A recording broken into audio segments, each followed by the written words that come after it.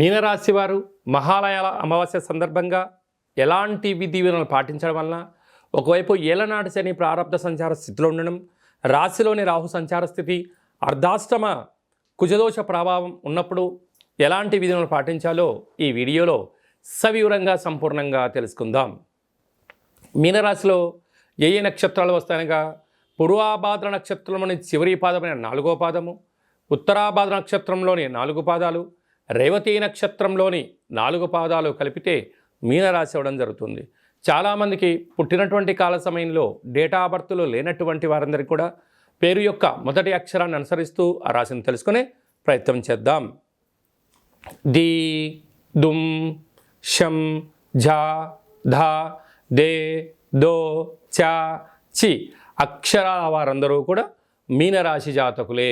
మీనరాశి యొక్క అధిపతి దేవగురు బృహస్పతి కనుక మీనరాశి వారు గతించినటువంటి పెద్దవారందరికీ కూడా మీ యొక్క సాంప్రదాయాలకు అనుకూలంగా కార్యక్రమాలు ఆచరింపచేసుకొని నల్లటి నూలు దర్భను వదిలేసి శనగపప్పుతో కూడుకున్న పదార్థాన్ని అంటే భక్ష్యాలు కానీ, పులిహోర లాంటివి కానీ, చక్కెర పొంగల్ లాంటివి కానీ యథాశక్తిగా చేసి బ్రాహ్మణుడికి దానం ఇవ్వడం, అలాగనే గోమాతకు శనగపప్పుతో కూడుకున్న ఆహారం ఏర్పాటు చేయడం, ప్రవహించే నీటిలో ఈ శనగపప్పును వేయడం, పక్షులకు దానం చేయడం వలన, శునక మహారాజులు స్వీకరించడం వలన, కాకిరాజవారు స్వీకరించడం వలన, వారి యొక్క ఆత్మ రూపంలో స్వీకరించడం వలన గ్రహదోషాలు తొలగిపోయి గతించిన వారి యొక్క ఆత్మ తృప్తి చెంది వంశాభివృద్ధి కలగడం, ధనకనక వస్తు వాహనాలు మీ సొంతం అవడం, ఏ పనులైతే చేయాలనుకుంటున్నామో వాటన్నిటిలో ఉన్న పనులు ఆటంకాలు వాటంతటికి అవే తొలగిపోయి అద్భుతమైన జీవితం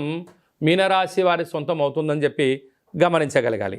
అదే కాకుండా రాశిలోనే రాహు, తృతీయంలో గురువు, అర్ధాష్టమ కుజుడు, సప్తమంలో రవి బుధ కేతు సంచార స్థితి, అష్టమంలో శుక్రుడు, వ్యయంలో శని భగవానుడు, అంటే వీలైనంత వరకు ఎక్కువ గ్రహాలు కూడా అనుకూలించే పరిస్థితి లేవు. మీ జన్మ నక్షత్రం రోజున పూర్ణిమ, అష్టమి, అమావాస్య తిథుల యందున దూర వాయు జల ప్రయాణాలు పెట్టుకోవద్దు. వీలైనంత వరకు గొడవలకు దూరంగా ఉండండి, మౌనంగా ఉండే ప్రయత్నం చేయండి.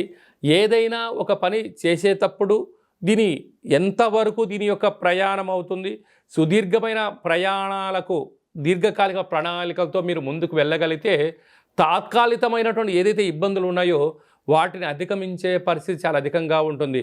లేదు తాత్కాలికమైనటువంటి వాటికి అలవాటు పడ్డారా జీవితం అంతా అతుకుల బొంతే అని చెప్పి గమనించగలగాలి. కనుక ఏదైనా పని చేసేటప్పుడు ఎందుకనక గ్రహాలు రాశిలోని రాహు, తృతీయంలో గురువు, అటు కుజుడు, సప్తమము, అష్టమం, వ్యయము అనేక రకాల గ్రహాలు అనుకూలించలేని పరిస్థితుల్లో ఉన్నాయి. చెయ్యని కారణాల చేత మనోవేదన అనేక రకాలుగా ఇబ్బందికి గురవుతున్నాయి.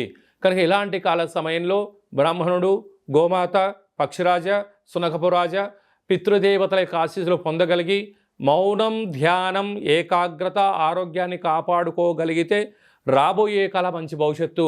లేకపోతే మోకాళ్ళు, అరికాళ్ళు, అరచేతుల్లో మంటలు, అనేక రకాల నరాల బలహీనత, శిరోభారము అంటే లివర్కు, కిడ్నీకి సంబంధించిన వ్యాధులు పొంచి ఉన్నాయి. తస్మాత్ జాగ్రత్త.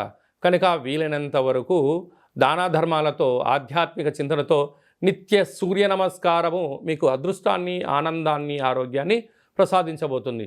కనుక సాఫ్ట్వేర్ ఉద్యోగస్తులు, హార్డ్వేర్ ఉద్యోగస్తులు, సినిమా రంగంలో ఉండబడిన వారు, యూట్యూబ్, వాట్సాప్, ఫేస్బుక్లో క్రియేటివిటీ రంగాలుగా ఉండబడిన వారు, సేవా రంగాలు, హోటల్ వ్యాపారస్తులకి మంచి కాలం ఉంది. కాకపోతే శుచి, శుభ్రత, సమయం, నిబద్ధత ఉండబడిన వారు మాత్రమే మీనరాశి వారు సొంతం అవుతారు అని చెప్పి గమనించాలి.